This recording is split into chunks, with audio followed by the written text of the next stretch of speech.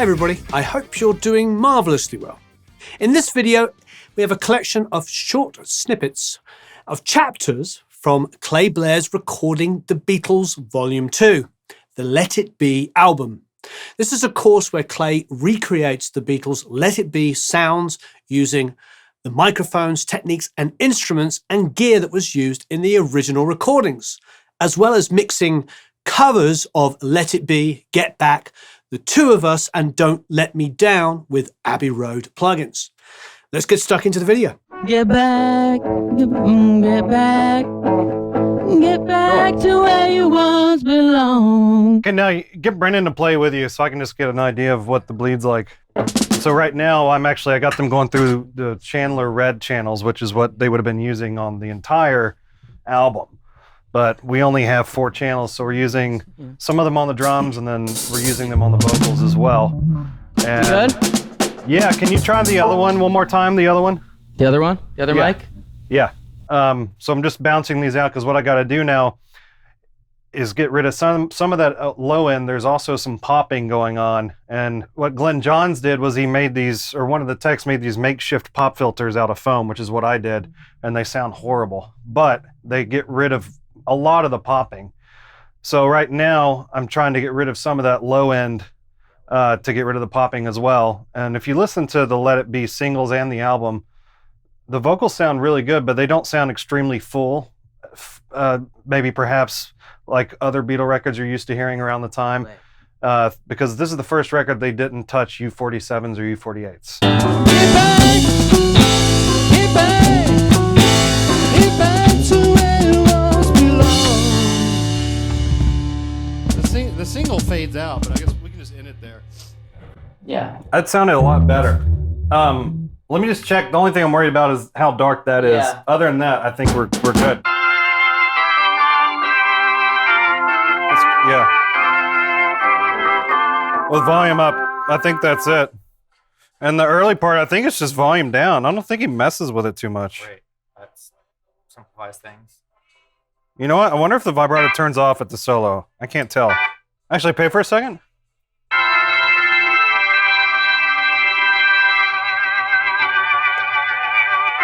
Sounds like it might be that. Yeah, it's V2. But he does.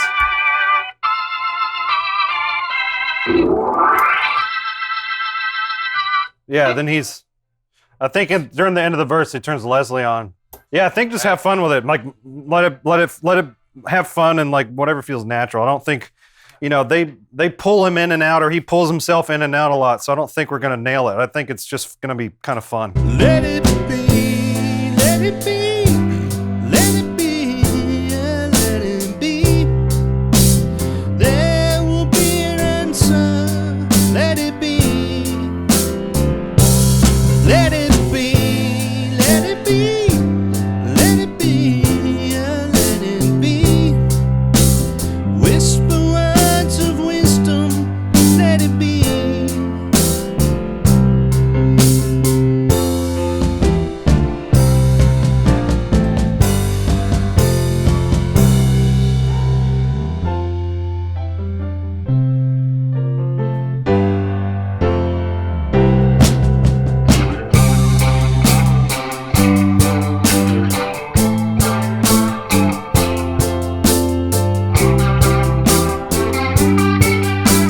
This is just like Ringo's drum kit during the Let It Be era sessions, including the Rooftop and the Abbey Road album. It is called the Ludwig Thermogloss Maple Hollywood configuration. So I'll take you around the drum kit. Start with the kick drum. So 22 by 14 bass drum, a rack tom, 12-inch tom, 8 by 12, 9 by 13. Second rack tom, and a 16 by 16 floor tom. And then for the snare drum, we're using Clay's 5.5 by 14 Ludwig Black Oyster Pearl snare drum, just like Ringo used. And there are many ways to get this type of sound without having this color or anything like that. We'll start with the kick drum. If you're looking to record something similar to what we're doing at home, you will want to use a thin drum head. That goes for all the drum heads. If you're looking to buy drum heads or you're a first-time player or just a bit of info, I always use really thin drum heads. Ringo's drum heads in the 60s were thin Ludwig one-ply drum heads. I like to use classic type of drum heads like from that era. We do have a felt strip on the kick drum, and although it's almost useless because of how much muffling is in the kick drum, but what's important about this bass drum is that you don't want to just shove all your laundry in there and have a dead sound. There's a lot of videos that try to replicate Ringo's sound during this time, and I noticed it's not just throwing laundry in your kick drum. You want to keep it very flappy, almost like there are wrinkles in this head. You can always kind of hear the air moving in the bass drum, regardless of how much is in there. But he did use a big blanket. I believe it had like 4 necks on it or something for the Beatles to use. That's a big part of the sound. I think I'm doing these in the wrong place. Is the first solo there are no... Is that right? I think it does that.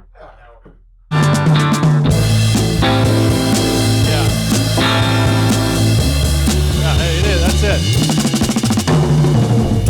That's kind of the magic of it. Yeah, right. You know, that's like and it's like the only chord George plays the entire song other than that. Because after the intro, he's just going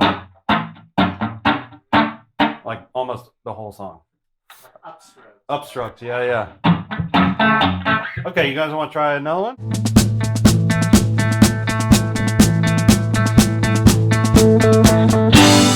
Georgia was a man who thought he was a loner, but he knew it couldn't last. Georgia left his home in Tucson, Arizona, for some California grass. Get back to where you once belonged. Get back to where you once belonged. Get back, Jojo.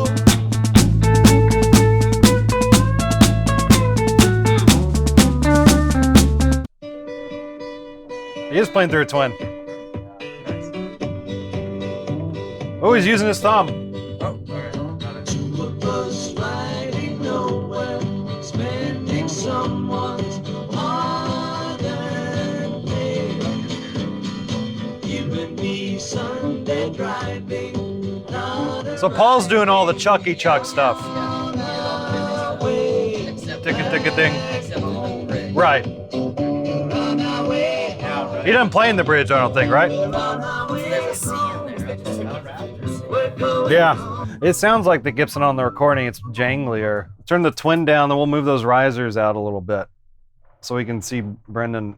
Apparently, I'm imagining they moved them so they could hear him to keep a rhythm because they are playing quieter, and with those baffles up, you really can't hear it as much.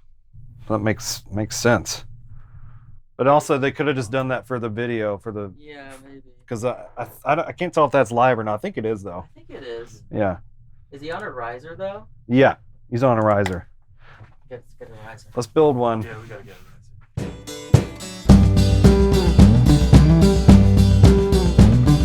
Two of us sending postcards, writing letters on my wall. You and me burning matches, lifting latches on our way back home. We're on our way home. We're on our way home. We're going home.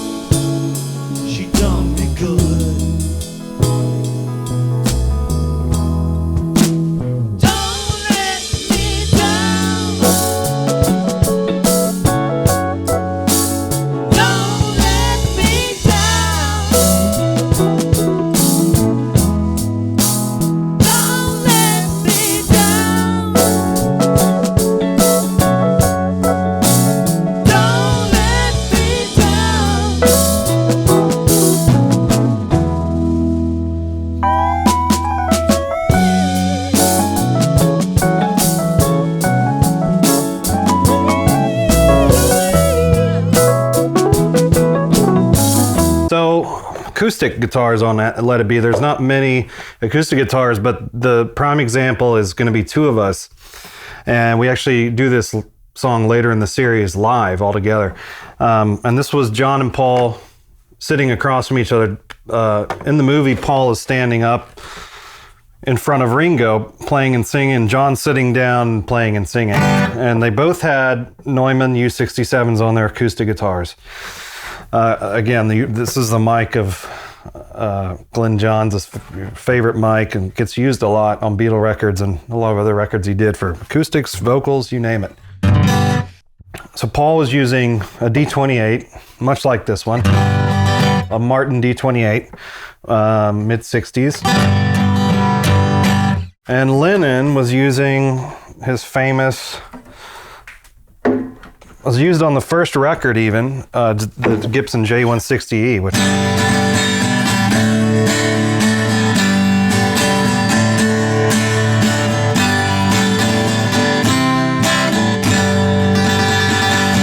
So you see this is a much thinner sounding kind of plunky guitar. Now they both had Martins like this one, the D28.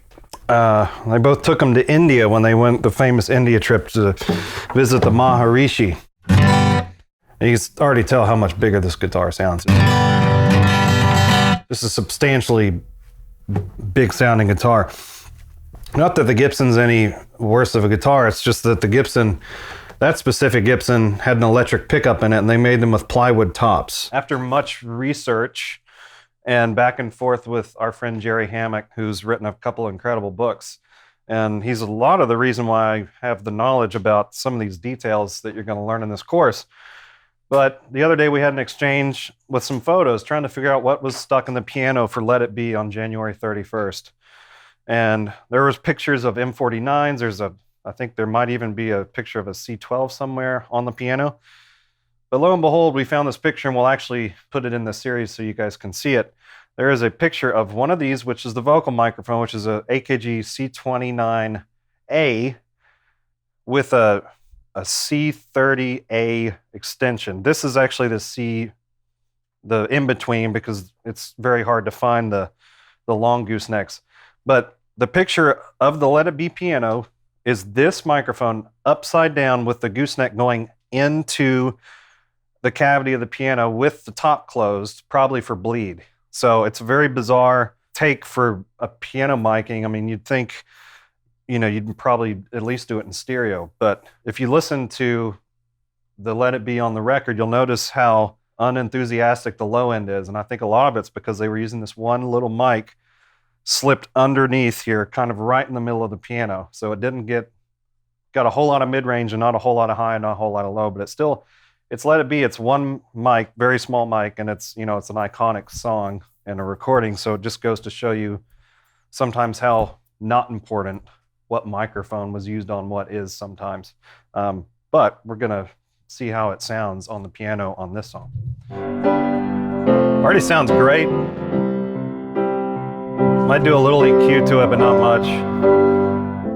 They were using the red consoles. They also had the Brilliance boxes, which is... So even that, just... Let It Be wasn't a super bright record. It's... a lot of that has to do with the microphone choice and the fact that they weren't at Abbey Road.